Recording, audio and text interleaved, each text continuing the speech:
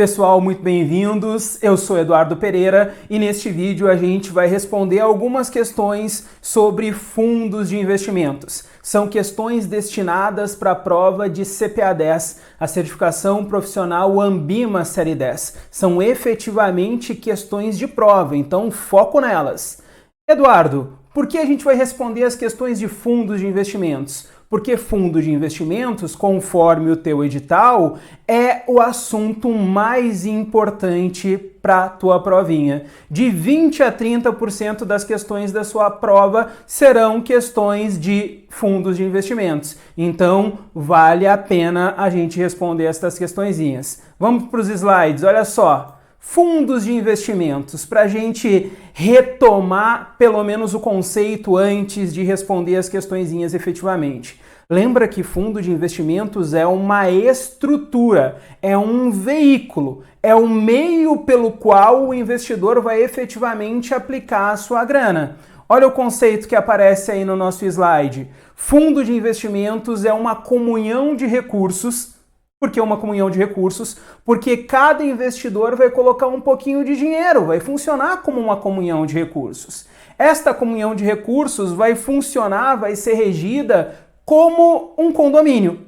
E o objetivo desta comunhão de recursos constituída sobre a forma de condomínio vai ser aplicar em ativos financeiros. Pode ser ativos financeiros de renda fixa, ou ações, ou cambial, ou vários deles ao mesmo tempo. A gente sabe que dependendo dos ativos financeiros que o fundo efetivamente aplica, ele vai ser classificado lá como renda fixa, como ações, como multimercado ou como cambial.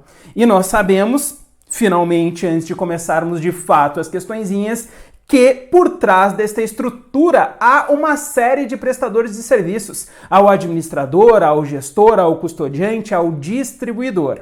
Se você quiser retomar mais alguns conceitos introdutórios sobre fundos de investimentos, aqui em cima vai aparecer um card. É só aplicar, é só clicar sobre o card que você vai ser direcionado para o vídeo que trata de fundo de investimentos, conceitos introdutórios. Dito isto, então vamos ao que interessa. Vamos à primeira questãozinha. Olha só. Nossa primeira questãozinha sobre fundos de investimentos. Ela diz o seguinte: a fração do patrimônio de um fundo de investimento é representada pela...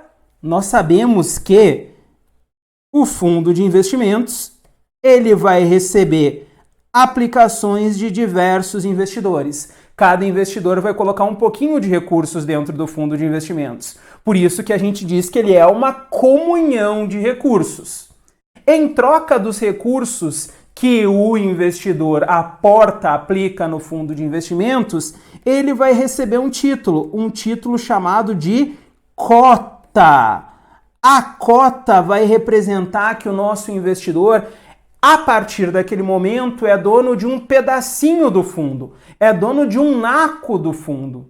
E a cota representa exatamente isto. A cota representa uma fração, um pedacinho do fundo, um pedacinho do patrimônio líquido do fundo de investimentos. Logo, a fração do patrimônio de um fundo de investimentos é representado pela nossa cota. A C é a nossa alternativa correta. E o cotista quem é, Eduardo? O cotista é o investidor que aplicou recursos dentro do fundo e virou cotista do fundo de investimentos. Lembrando, as cotas elas não existem fisicamente. As cotas são escriturais, ou seja, um lançamento contábil. Ela é escritural, nominativo e importante para a prova. Cada cota oferece iguais direitos e deveres para o cotista. Eu não vou ter cotas diferentes, eu não vou ter uma cota ordinária e uma cota preferencial. Nos fundos, que trata lá em instrução número 555, que é o fundo de renda fixa, multimercado, cambial, ações, que é o que interessa para a nossa prova, cota é cota. A cota oferece iguais direitos e deveres ao nosso cotista. Ah, bacana, Eduardo. Agora vamos à questão de número 2. Olha só a questãozinha de número 2. Um fundo de investimento utiliza os recursos provenientes das novas aplicações de cotistas para... Essa é uma questão que a priori parece um pouco bobinha, mas atenção para esse tipo de questão lá na tua prova. Nós sabemos que quando o investidor vai lá e aplica recursos dentro do fundo, ele está comprando cotas. Então ele compra cotas e o dinheiro entra para dentro do fundo. Isso é uma aplicação. Estou fazendo uma aplicação no fundo. Logo, entrou dinheiro dentro do fundo. Quando entra dinheiro dentro do fundo, o que o gestor, que é o prestador de serviço competente, vai fazer com aquela grana que entrou? Com aquela grana que entrou dentro do fundo, o gestor vai utilizar os recursos para comprar ativos financeiros. Exatamente isso. Ele vai comprar os ativos financeiros. Ele pode comprar qualquer ativo financeiro, Eduardo? Não. Nós sabemos que o gestor só pode fazer o que está no regulamento, mais precisamente na política de investimentos. Então, se houve aplicação, quer dizer que entrou grana, o gestor vai pegar essa grana para comprar ativos financeiros. Logo, nós temos AD. AD é a nossa alternativa correta. Na prova, eles podem te perguntar um pouquinho diferente. Imagina que num determinado período houve mais resgates do que aplicações. Ou seja, mais gente pediu dinheiro. Mais gente saiu de dentro do fundo de investimentos. Eu posso solicitar o resgate, Eduardo? Pode, desde que o fundo seja um fundo aberto. Se houver mais resgates do que aplicações, o que o gestor do fundo, e é o gestor do fundo que vai ter que fazer?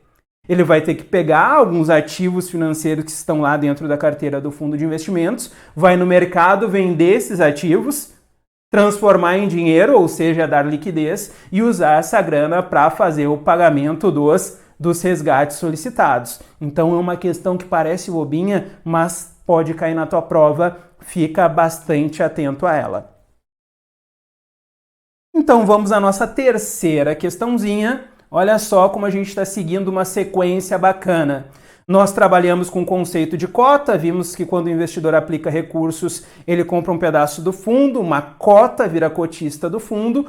Quando esses recursos aportados, aplicados, entram dentro do fundo, o gestor utiliza os recursos para comprar ativos financeiros. Mas e esses prestadores de serviços, Eduardo, que estão por trás do fundo de investimento? Eles fazem a sua função, eles prestam um serviço em troca de nada ou eles ganham uma taxinha pelos serviços prestados? Nós sabemos que nos fundos de investimentos, os prestadores de serviços, eles são remunerados principalmente pela taxa de administração. E atenção para isso na prova, a taxa de administração é uma espécie de salário. Taxa de administração serve apenas para remunerar o prestador de serviço. Não serve para pagar despesas do fundo. As despesas do fundo entram lá na conta que a gente chama de despesas gerais. Taxa de administração, lembra, para a prova ela é salário. E salário serve para remunerar o prestador de serviço. Logo, com isso em mente, a gente pode ir para a questão de número 3, que diz o seguinte: a taxa de administração de um fundo de investimento é utilizada para pagar despesas do fundo? Não, nós sabemos que as despesas do fundo entram lá em despesas gerais. Taxa com corretagem, por exemplo, despesas gerais. Taxa com envio de documentos, registro na CVM, tudo em despesas gerais. Bacana? B. Utilizada para remunerar o administrador e eventual contratação do gestor. Bacana, nós temos a nossa alternativa correta B. A taxa de administração do fundo de investimento, lembra, ela é fixa. Ela vai ser 1% ao ano. Ela é fixa, expressa o ano e incide sobre o que, Eduardo? Incide sobre o patrimônio líquido. A taxa de administração ela vai servir para remunerar os prestadores de serviços. O administrador, bacana, Eduardo. O próprio nome já me faz pensar no administrador direto. Mas por que ela fala em eventual contratação de um gestor? Porque uma mesma instituição financeira, ela pode desempenhar ao mesmo tempo a função de administradora e de gestora. Pensa num fundo do Itaú, por exemplo. Um fundo do Itaú, como Itaú é um colosso, enfim, ele é ao mesmo tempo, na maior parte dos fundos, administrador e gestor. Por isso que A alternativa diz utilizada para remunerar o administrador e eventual contratação do gestor. Bacana? E a C, utilizada para cobrir eventuais perdas do patrimônio do fundo. Não, lembra que fundo de investimentos não tem nenhuma espécie de garantia. Quando eu, investidor, aplico num fundo de investimentos, eu assumo todo o risco da operação. Em fundos de investimentos não há garantia nem do fundo garantidor de crédito e nem do administrador. Ou seja, segura na mão de Deus e vai. Todos os riscos são teus, investidor. Bacana? E D, utilizada para antecipação de imposto de renda, também nada a ver, a alternativa D. Bacana? Vamos à nossa quarta questãozinha. Outra questãozinha que sempre cai em prova. E olha o que eu disse, sempre cai em prova. Uma questãozinha sobre a metodologia de marcação a mercado. Olha só o que a questão pede. O procedimento de marcação a mercado dos ativos da carteira do fundo de investimentos tem por objetivo... O que é marcar a mercado? A marcação a mercado é a metodologia de precificação onde eu levo em consideração não o preço que eu paguei pelo ativo na data de compra, não o preço que o ativo vai valer no futuro, até porque eu não sou mãe de Ná, Walter Mercado, eu não sei em quanto o ativo vai valer no futuro.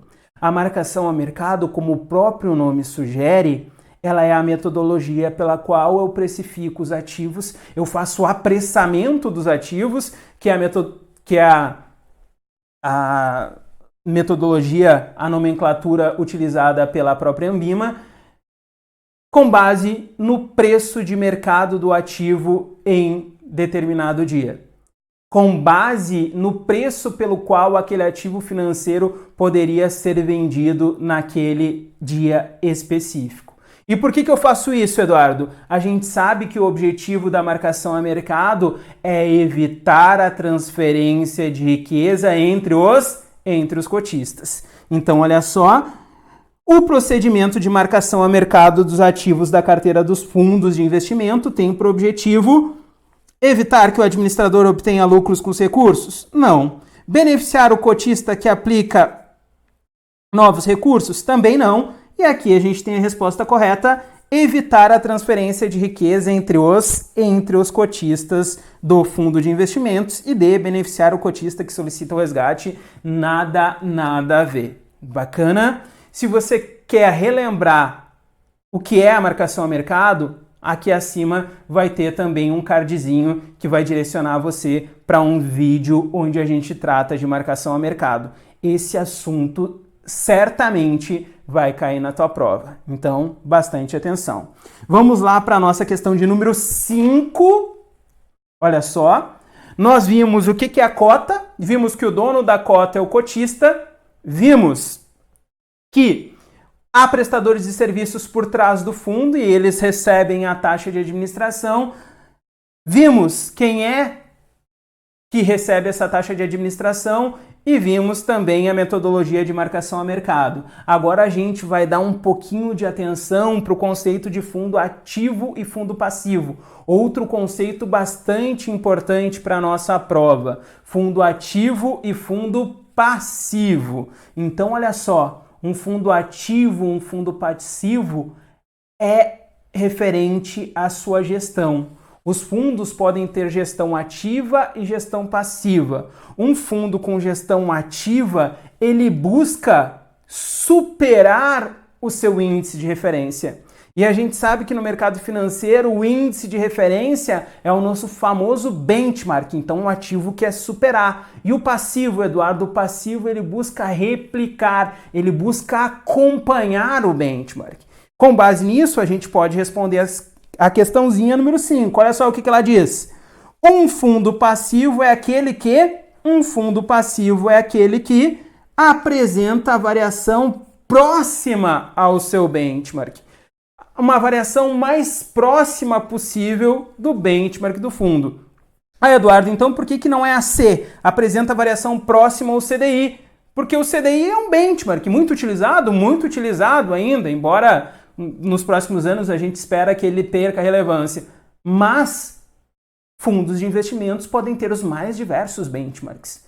Por exemplo, um fundo de ações tem como benchmark, na maioria das vezes, o Ibovespa ou o IBRX. Então, o correto é falar o seguinte, que o fundo passivo ele busca ficar o mais próximo possível do benchmark do fundo. Bacana? Se o benchmark for o Ibovespa, ele quer ficar próximo do Ibovespa. Se for o IMAB, ele quer ficar próximo do IMAB e assim sucessivamente. Muita atenção para isso na prova.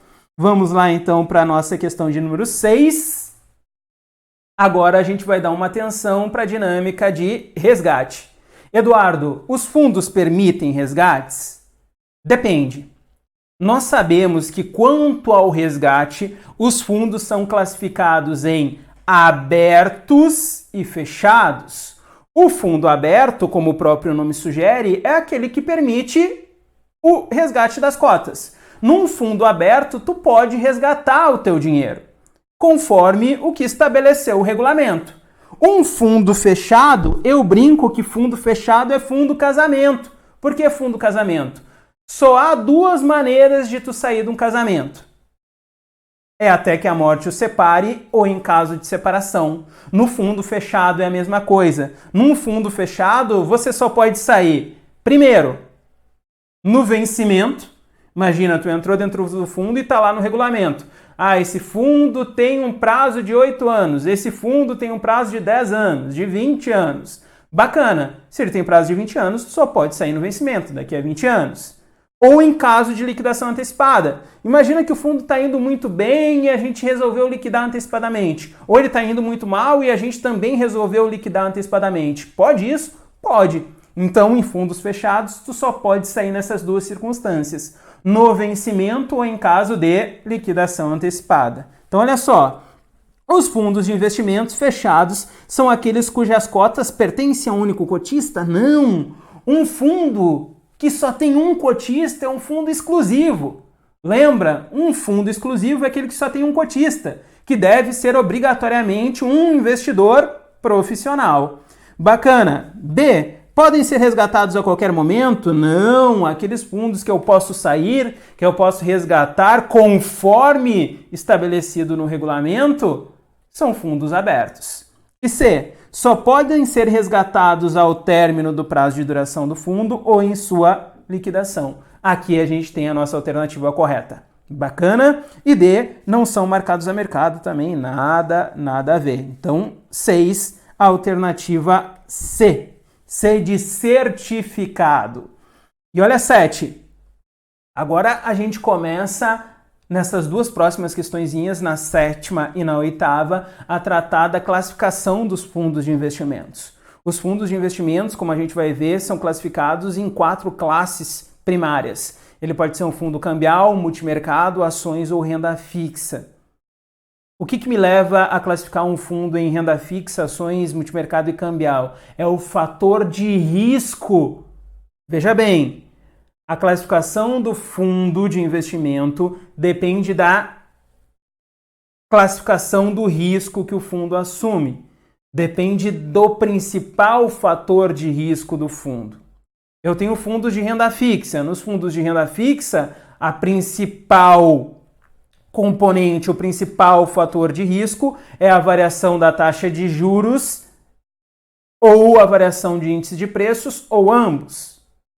Já no fundo de ações, o principal fator de risco, como o próprio nome sugere, é a variação do preço das ações. Agora, nos fundos cambiais, o principal fator de risco vai ser a variação do preço da moeda estrangeira, como o próprio nome sugere também. E o fundo multimercado? O fundo multimercado a gente brinca que é o fundo hambúrguer. Por quê? Como o próprio nome já diz, o fundo multimercado ele atua em vários mercados ao mesmo tempo. Ele não concentra, logo ele tem vários fatores de risco dentro da sua carteira, sem particular concentração em nenhum deles.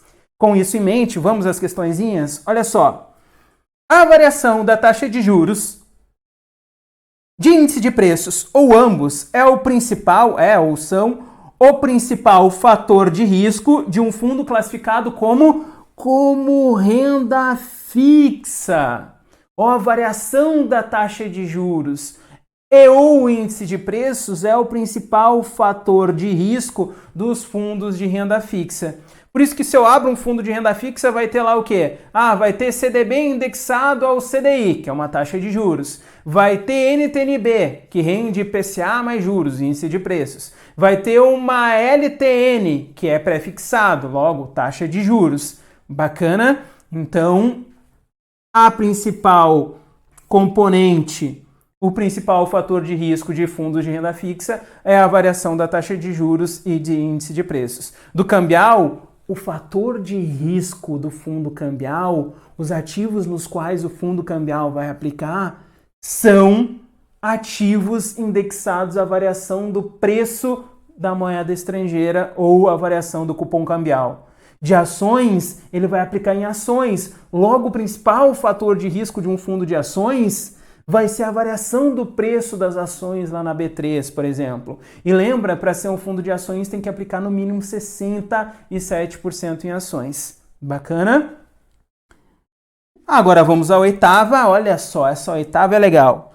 Conforme a instrução CVM número 555, o fundo, veja bem, que tenha 95% do seu patrimônio, no mínimo 95% do seu patrimônio, representado por título público federal ou por títulos de renda fixa emitidos por instituição financeira com classificação de crédito, ou seja, com risco, no mínimo equivalente àqueles atribuídos aos títulos da dívida pública. É classificado como? Putz grila.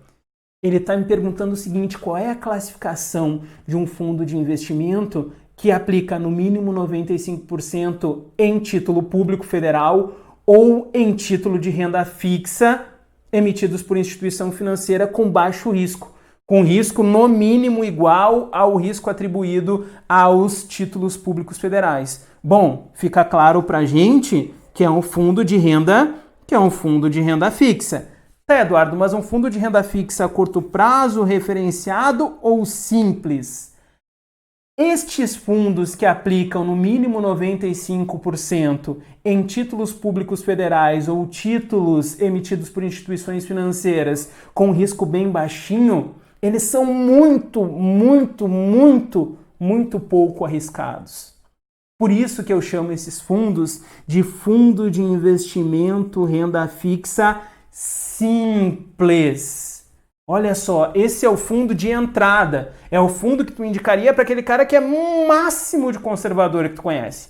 Pensa no teu cliente mais conservador possível. Tu indicaria esse. Por quê? Porque esse fundo aplica basicamente em títulos com baixíssimo risco.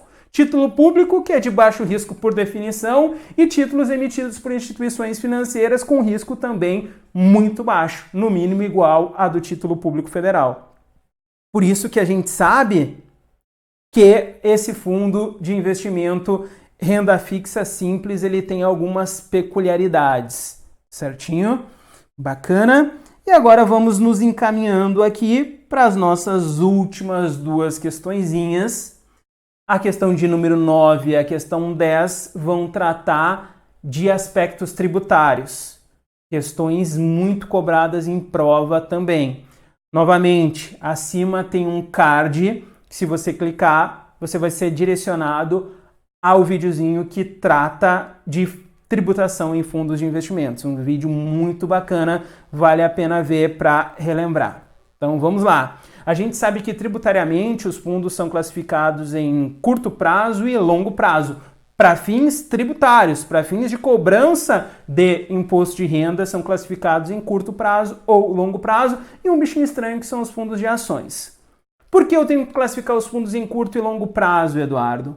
Porque em fundos abertos, classificados como curto e longo prazo, o governo periodicamente nos meses de maio e novembro, ele vai vir dar aquela mordidinha marota. Lembra que nos meses de maio e novembro, o governo, por necessidade, porque a gente sabe que o governo está sempre precisando de grana, por necessidade ele vem e dá uma mordidinha.